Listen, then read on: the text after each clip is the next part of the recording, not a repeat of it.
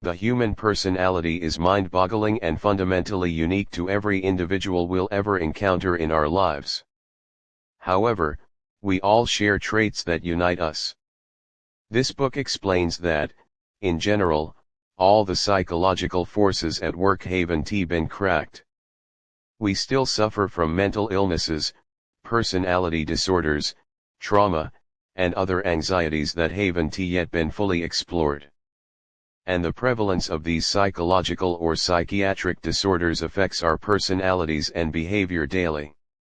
This book will also show how we can analyze people through their body language and behavior and explain persuasion and dark psychology. These are all fascinating subjects and will help to give an insight, not only into others' minds but our own. Chapter 1. What's dark psychology? Dark psychology is a phenomenon whereby individuals use motivation, influence, control, and manipulation to get what they desire. Dark psychology is an examination of the human condition. It identifies the mental approaches of individuals who prey on others, motivated by criminality, psychopathy, or greed. All of humanity has the potential to victimize other people, while many restrictions limit or suppress this tendency. Some follow their impulses. Dark psychology tries to understand the thoughts, emotions, perceptions, and subjective processing systems that lead to predatory behavior that contradicts the current understanding of human behavior. Dark psychology assumes that such predatory behavior is purposeful and that it has some rational and objective motivation 99.99% of the time. It's the remaining 0.01%, the mistreatment of others without any seemingly logical intent, that dark psychology is most interested in. Dark psychology assumes that there's an area in the human mind that allows a few people to commit terrible acts for no reason.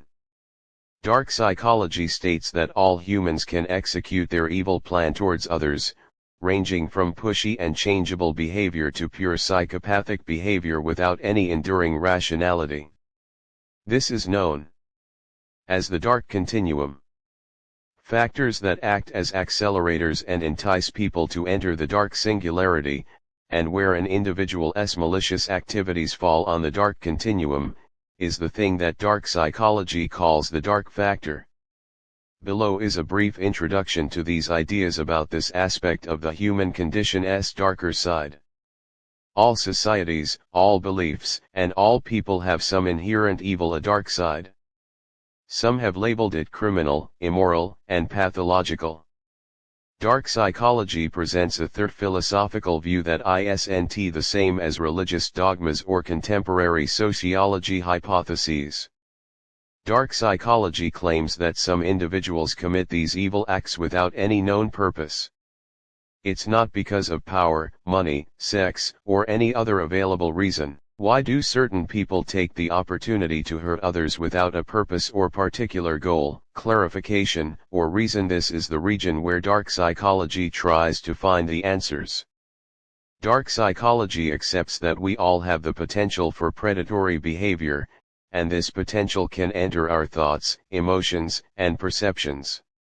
If you're honest with yourself, you'd admit that you've had ideas and opinions of committing horrific acts. We can all act upon this dark potential, but most of us don't, thankfully. In reality, we see ourselves as benevolent. One would want to accept that these thoughts and emotions simply don't exist. Dark psychology presents us with some individuals who've got the same ideas, feelings, and perceptions, who don't hesitate to pursue their evil plans. Dark psychology labels that part of the human psyche or general human condition that allows predatory behavior. Notable features of this behavioral drive in various cases are the absence of an apparent rational impulse, its wholeness, and the loss of predictability and perception. Dark psychology understands that this human tendency towards predatory behavior means we haven't evolved as much as we'd like to say we have. Consider first that we evolved from animals, and now we consider ourselves to be the best of all animals. The frontal lobe of our brain has enabled us to do so. But this doesn't completely separate us from our animal senses or predatory nature. According to evolution, all behaviors are related to three primary instincts: sexual, social, and self-preservation. These are the three fundamental drivers of man. Evolution follows the principles of survival of the fittest and replication of the species. Our mastery of knowledge and perception has brought out the best in ourselves and the worst of ourselves. In the animal kingdom, males fight to the death for territory or for power. All those acts, violent and brutal, are explained by evolution: survive or die. While animals hunt, they often hunt and kill the youngest, the weakest, or females. While this fact seems psychopathic, the goal is to reduce their own chance of death or injury. All their cruel, drastic, and extreme actions correspond to the ideas of evolution, the instinct to survive, natural selection, and reproduction. In this study of dark psychology, we'll learn about its application to the human species. Dark psychology discusses that part of the human psyche or general human condition that allows predatory behavior. Philosophers and writers have tried to describe this phenomenon over the centuries. Only people can harm others without clear, rational motivation. Dark psychology believes that part of a man feeds malicious and harmful behavior. Dark psychology finds the dark side of people unpredictable. In understanding that working on these terrible impulses, and even more variable in length, some will go to them with their sense of grace, which is wholly denied.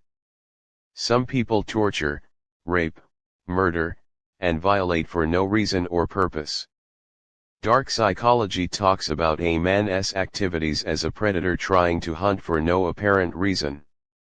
We humans are strangely dangerous to ourselves and even to other living things. The more the reader can imagine dark psychology, the better they're designed to reduce their chance of exploitation by human predators. Before continuing, it's essential to be aware of dark psychology. The following are 6 principles that are essential for understanding it. 1. Dark psychology is a general part of the human condition and has an impact from the start. All societies, social orders, and individuals are living in support of this aspect of human health. The most good-hearted individuals have this field of evil, however, they never followed it and have lower frequencies of fresh ideas and emotions. 2. Dark psychology is the examination of the human condition. It correlates with the thoughts, emotions, and perceptions of groups of people identified with this natural potential to hurt others without any cause. Since everything is purposeful, dark psychology suggests that the less the person stays in the dark hole of evil, the fewer opportunities there are for their purpose of inspiration.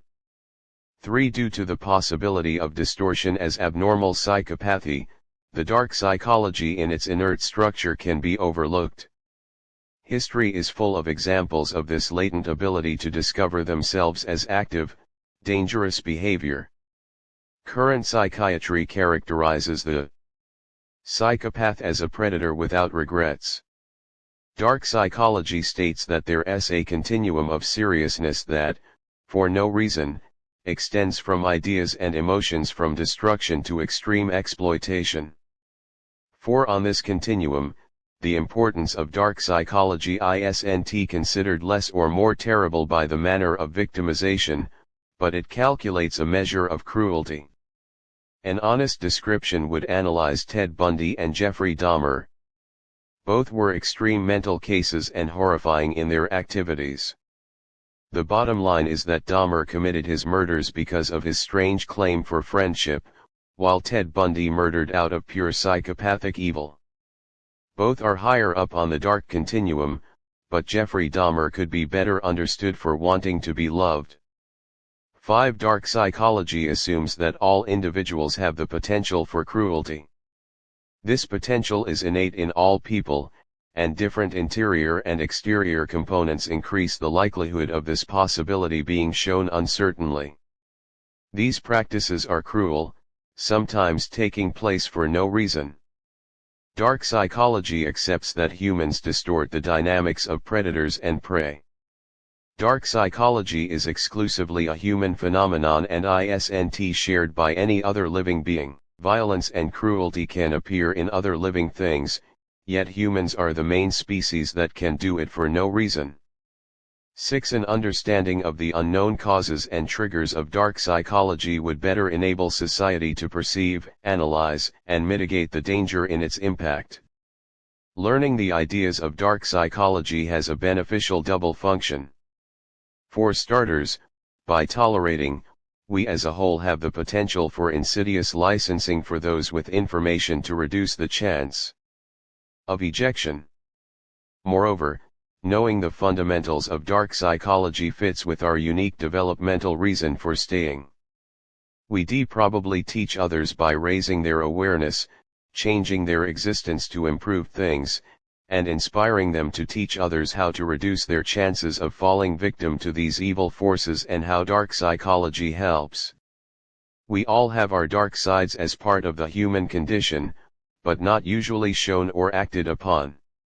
As this author recently said, dark psychology encompasses all types of brutal and violent behavior. This writer tries to look at dark psychology's premise and nature to see how a healthy, intelligent person can get in the news with horrifying behavior that no one could be expected. It's amazing how people with good mental health could interest or allow such violence. History shows that there are great atrocities. The destruction during World War II and the ethnic cleansing in neighboring countries are some examples. History has shown us examples of dark psychology in the world. As explained above, dark psychology is topical and alive and kicking, requiring a genuine discussion.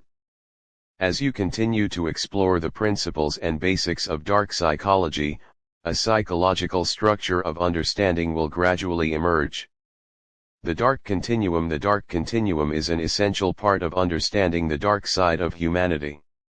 The dark continuum is a hypothetical logical line or concentric circles that lie in all corrupt criminals and cruel behavior. The dark continuum contains thoughts, emotions, observations, and activities that are experienced or possibly commanded by people. The continuum varies from calm to extreme and from goal-oriented to aimless. Physical features of dark psychology fall on one side of the dark continuum and are becoming increasingly extreme. Mental appearances of dark psychology lie on one side of the continuum but can be just as damaging as physical actions. The dark continuum isn't a scale of seriousness, but ranges from low to more horrible, but includes typologies of victimization in the plans and activities. When this author further expands his theory of the dark continuum, you've got a fairly represented line, describing all kinds of dark psychology that range from calm and purposeful to dangerous and aimless. The dark factor. The dark factor is characterized as the domain, place, and potential within each of us, which is part of the human condition. This idea is one of the more conceptual terms of dark psychology because it's so difficult to describe using the written form. A factor means to contribute causally to an outcome. Different elements have determined effects. This author will try to extrapolate in a consistent tone for you what dark factor looks like after a condition. The dark factor is an exact condition, but a hypothetical one. The dark factor is something that a person encounters, which increases the ability to participate in violent behavior. While research has found that young people experiencing abuse in a violent family become abusers themselves, this doesn't mean that every mistreated child becomes violent. It's just a single aspect of many experiences and circumstances that contribute to the dark factor. The number of components associated with the dark factor condition is enormous. It's not the number of parts that make dark factor outrageous, however, these encounters affect a person's emotional processing makes the dark factor dangerous. These aspects include hereditary traits, relational traits, psychological insight, mutual acceptance, sensitive treatment, and developmental achievements and experiences. Human interaction. Man is a social animal. We want to connect with others for help, prosperity, and entertainment. But because our way of life is continuously evolving and relies on sophisticated tools, these honest interactions are at risk. Nothing compares to living in whole communities and investing real physical time with our loved ones. Chapter 2: Why is human interaction important? For one specific, overriding reason, is human interaction essential. It's for our emotional well-being. Through human contact, we adapt to pressure and radical changes in life, such as divorce, the birth of a child, and moving home. Realizing that others value us is an essential subconscious factor that helps us overlook our lives' negative sides and be more enthusiastic about our current situation. There's compelling evidence that human contact is also fundamental to our physical well-being. In a 2010 report in the Journal of Health and Wellness and Social Behavior, Deborah Umberson and Jennifer Carras-Montes, humanism analysts at the University of Texas at Austin, referenced the connection of poor quality or quantity of social bonds with a wide range of conditions, including cardiovascular disease, repeated coronary episodes, immune system problems, hypertension, cancer growth, and slow healing processes. 4 ways to improve the nature of your human connections. 1. Use technology to encourage, not replace, social interaction. WhatsApp and FaceTime are great applications. However, a relationship mainly dependent on electronic interaction is likely to fail. Use technology to promote shared experiences as an essential aspect of your family life. 2. Organize human interaction in both your professional and private life. Schedule time for regular meetings, as well as for casual meals or a coffee. It's expected that at these casual and informal encounters that we learn the most. 3. Meet up with individuals who make you happy. Positivity is infectious.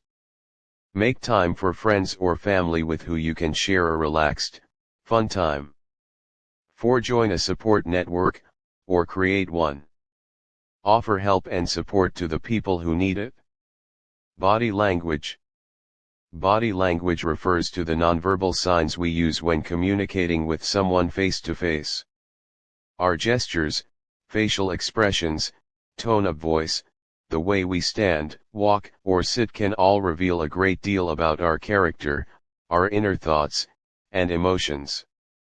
Body language is said to represent between 60 and 65% of all communication. Understanding body language is essential.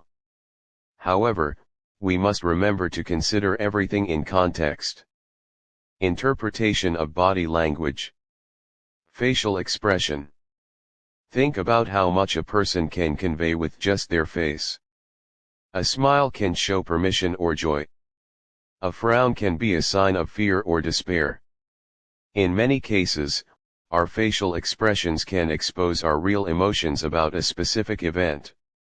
While you're saying that you're feeling well, the expression on your face can tell a very different story. Just some examples of emotions that can be communicated with facial expressions are joy, pain, insult, shock, disgust, anxiety, confusion, enthusiasm, desire, hate. A person's face can even help decide whether we trust or accept what the person says. A study found that the most genuine facial expression included a slight eyebrow lift and a small smile. Experts claim that this passes on both happiness and confidence. The facial expression also belongs to the universal body language types. The look used to convey fear, anger, suffering, and content is similar worldwide. Expert Paul Ekman has discovered the universality of various facial expressions related to specific feelings, including joy, anger, fear, shock, and sadness. Research suggests that we make decisions about individuals' intelligence, depending on their faces and expressions. A study found that people with narrow faces and prominent noses would undoubtedly be considered intelligent. Persons with a smiling, happy expression were also defined as more intelligent than those with angry emotions. The eyes. Eyes are often called the windows to the soul. This suggests that we place importance on them, allowing us to see their inner thoughts, feelings, and character into someone's mind.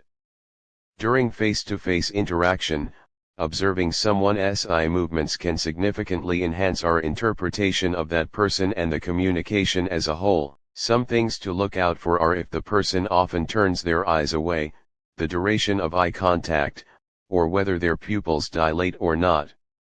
Focus on these. Level and duration of eye contact. When someone looks directly at you during a discussion, it shows that they're interested and present in the moment. However, delayed or infrequent contact may suggest reservation, disinterest, or uncertainty. Often looking away and turning away from time to time can show that they're uncomfortable, distracted, or trying to hide their genuine feelings.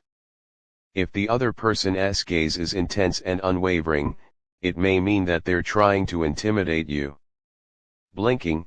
Blinking is, of course, normal. However, you should note whether someone blinks excessively or too little. People tend to blink faster when they feel angry or uncomfortable. Infrequent blinking can show that a person is intentionally trying to control their eye movements.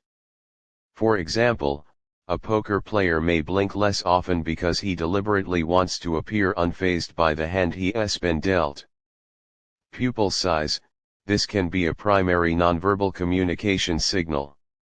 The pupil, how dilated it is, can indicate if a person is feeling aroused, bored, or tired. The mouth. Mouth expressions and movements can also be fundamental in effectively reading body language. For example, biting the bottom lip can show that the individual experiences stress, anxiety, or instability.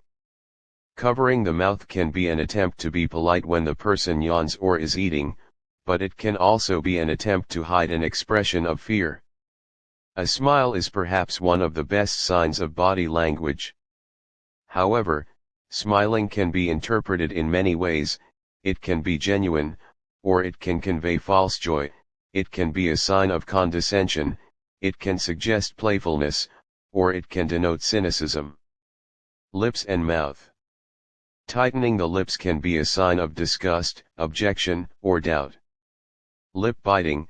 Some people bite their lips when they're concerned, scared, on the verge of tears, listening, or focused. Covering the mouth. When individuals need to hide an enthusiastic response, they can cover their mouths to avoid grinning or smiling. This can be disingenuous or a form of politeness. Mouth turned up or down. Small changes in the mouth area can also indicate what a person is feeling. The moment the mouth is turned up a little, it can mean that the individual feels loved or is hopeful. On the other hand, a slightly turned down mouth can hint of misery, fear, or even disapproval. Gestures. Waving, pointing, and shrugging are, for the most part, ordinary gestures that we use when communicating with other people. Here are some examples of a few natural gestures and their possible connections. A clenched fist can show anger or solidarity in certain circumstances. Thumbs up or thumbs down are often used as approval or disapproval signals. The OK gestures, made by inserting the thumb and index finger in contact with one another while broadening the other three fingers, can also be used to indicate OK. However, a similar sign is used in some parts of Europe to suggest that you're nothing. In some South American countries, it's an insult. The V sign, made by the index and middle fingers to lift and isolate them to create the V shape, implies harmony and victory in some countries. In the UK and Australia, it's offensive when the back of the hand is facing out. The arms and legs. The arms and legs can also be valuable when communicating nonverbal information. Crossing the arms can be seen as defensive. Crossing the legs can show hatred or discomfort. Extending out one's arms could be a sign of intimidation, while keeping your arms close to your body could be seen as an attempt to draw attention away from yourself. Pay attention to. Crossed arms can indicate that someone is feeling careful, self-defensive, or closed off. Hands on hips can signify that a person is in charge, but it can also be a sign of aggressiveness. Keeping your hands behind you can be a sign that you're exhausted, unwell, or even feeling angry. Quickly tapping or squirming can indicate that a person is tired, anxious, or frustrated. Crossed legs can show that a person feels restrained or protected. Attitude. The term refers to how we hold or carry our bodies. Attitude can convey an abundance of information about how a person is feeling and insights into personality traits. For example, sitting upright can show that a person is involved and concentrating on what's happening. Sitting with the body leaning forward can, in turn, infer that the individual is exhausted or detached. While reading body language, try to focus on the signs that a person's posture can radiate. Open posture means that the torso of the body remains open and uncovered. This kind of attitude shows kindness, clarity, and willingness. Closed posture means that the body's torso is often covered by hunching forward and keeping the arms and legs crossed. This kind of attitude can signal unfriendliness, unpleasantness, or fear. Proxemics. Have you noticed how different people have different ideas about personal space? The term proxemics, coined by anthropologist Edward T. Corridor, refers to individuals' distance while communicating. Just as body language and facial expression can convey various nonverbal data, so can this physical space between people. 4 degrees of social distance that occur under different circumstances: short distance, 6 to 18 inches, this degree of physical distance often shows a closer relationship or more prominent comfort between people. It usually happens during intimate contact, such as hugging or kissing. Personal distance, 1.5 to 4 feet. The physical distance at this level usually happens between individuals who are family members or close friends. The closer the individuals feel at ease when communicating can be an indicator of the degree of connection in their relationship. Social distance, 4 to 12 feet. Colleagues often use this degree of physical separation. In situations where you don't know the other person well, for example, a postal worker you see once a month, a distance of 10 to 12 feet may feel comfortable. Public distance, 12 to 25 feet, physical range at this level is used regularly throughout public speaking interactions. Talking in front of a class full of students or giving a presentation at work are good examples. It's essential to note that the individual distance people need to feel comfortable can vary from culture to culture. An example is a distinction between individuals from Latin American and North American communities. Individuals from Latin American countries will generally feel it important to get closer together when working together, while people from North America need to be further apart. Understanding body language can help you talk to others and interpret what they're trying to convey. It's imperative to look at these nonverbal cues that correspond to verbal communication, other nonverbal symbols, and the circumstances they're communicating. You can also focus on becoming familiar with improving your nonverbal communication to get better at expressing what you feel without having to say a word. Chapter 3. Persuasion. Do you have an idea about what persuasion could mean? Some people might think of an advert on TV in which a celebrity is endorsing the latest perfume brand. On the other hand, others may think of a politician at a rally, trying to get voters to tick their name on the ballot paper.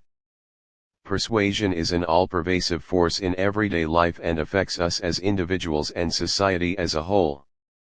Politics, ethics, mass media, social media, and advertisements are all influenced by persuasion. Under most circumstances, we like to think that we're indifferent to persuasion, that we know our own minds, and can't be made to do or say anything that we wouldn't want to or choose to do ourselves. We believe that we know when someone is trying to persuade us to do something. That may be valid in certain situations, but persuasion doesn't just mean a pushy salesman trying to sell you a third-rate vehicle or a TV ad tempting you to buy something you'll probably only ever use once. Persuasion can be more stealth, more subtle than that, and how we respond to its effects can rely on several components.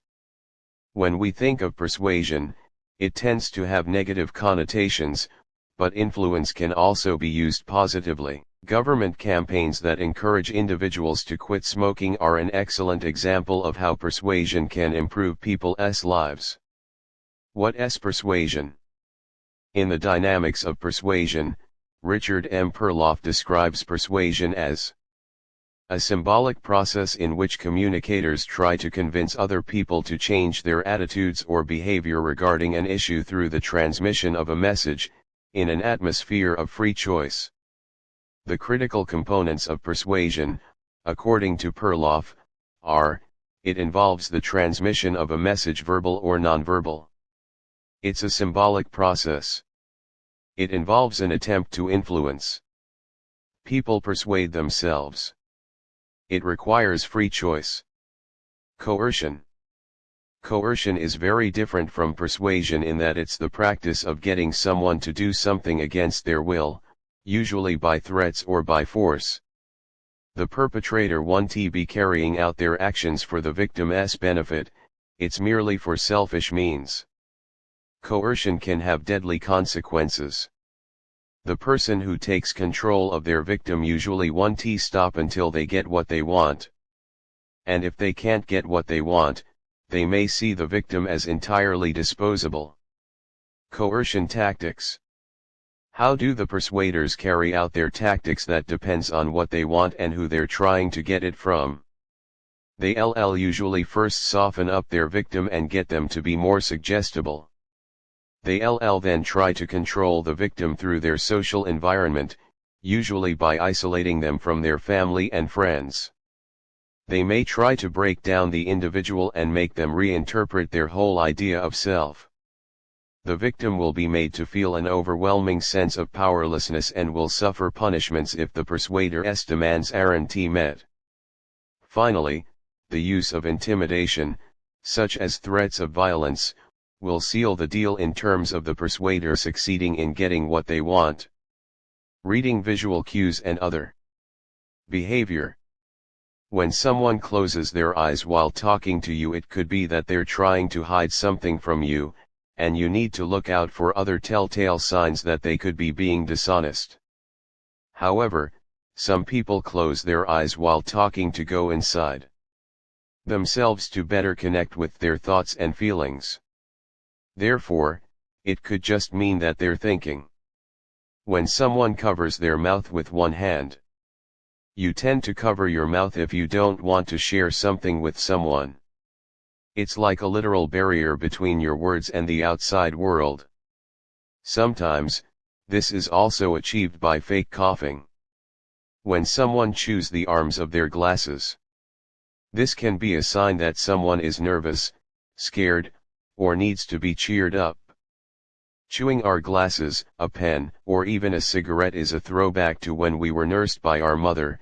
It gives us comfort. When someone cups their face, usually, this is a sign used to seduce someone.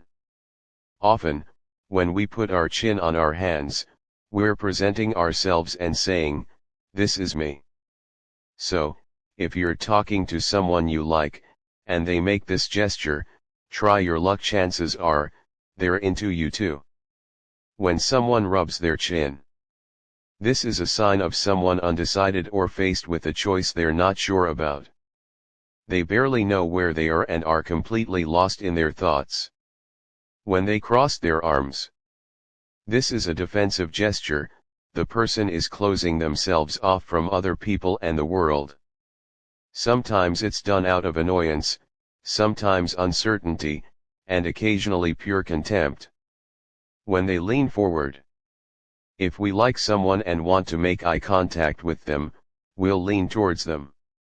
Even if the legs aren't moving forward, the body will automatically lean forward. When they lean back in their chair, this usually means that they're bored or disengaged. Sometimes, it can be a sign of shock at what they've just been told. When someone jiggles their feet up and down. This is done when someone is nervous, impatient, or anxious. When they rub their hands together. It's said that the hands always pass on what's going on in the head. When someone rubs their hands together, it usually means that they're feeling optimistic, or confident, or joyful. When they put their hand on your s. If while talking to someone, and they sense that you're unhappy or sad, and they touch you on your hand or wrist, it usually means that they're empathetic and that you can trust them. When they give you a top-handed handshake, their hand is placed horizontally, and therefore on top of yours. This means that the person is asserting their authority or that they feel superior to you. The same can also be said for people who squeeze too hard when they're shaking your hand or hold onto it for too long. When a man touches his tie. The meaning of the sign depends on the circumstance. Touching the tie is a form of self-soothing and could indicate that the man has seen a woman he likes, feels uncomfortable, he's lying, or that he wants to get out of the situation. When someone picks at hair or dust that isn't there, people do this to express that they're upset, but they don't want to show it. When they put their feet on the table or desk, this type of gesture can signify many different things: bad manners, trying to show who's boss, being disrespectful, feeling relaxed, or even just trying to rest their legs. Even if you feel comfortable doing this, it's probably best not to do it outside the comfort of your own home because of its many negative connotations.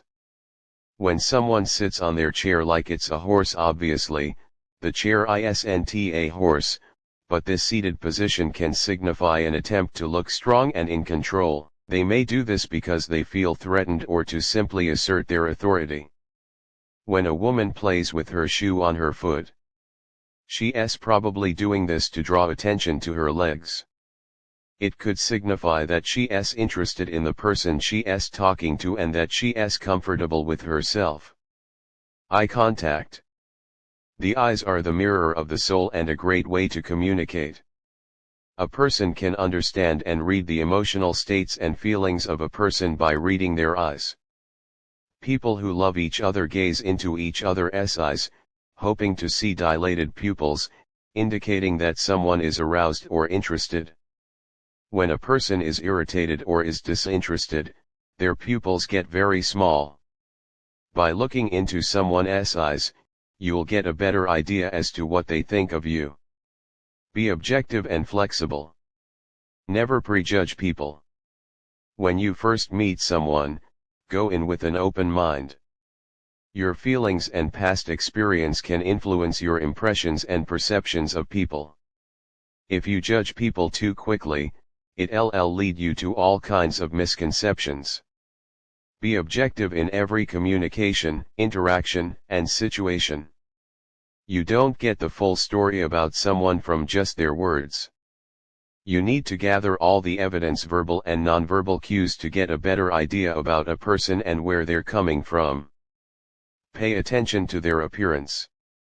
Look at how someone is presenting themselves through their clothing and accessories. Are they dressed for success, indicating that they're determined, self-assured, and driven, or are they dressed casually in a t-shirt and jeans, showing that they're relaxed or ready for a good time? Do they have a pendant around their neck that signals their beliefs? Do they have tattoos or piercings? How have they done their hair? How people express themselves in their daily dress can say a lot about their character and philosophy to life. Pay attention to people's attitudes. A person's attitude, the way they carry themselves, says a lot about their personality. If they keep their heads held high, it indicates that they have confidence. If they walk indecisively or slouch, it could be a sign of low morale.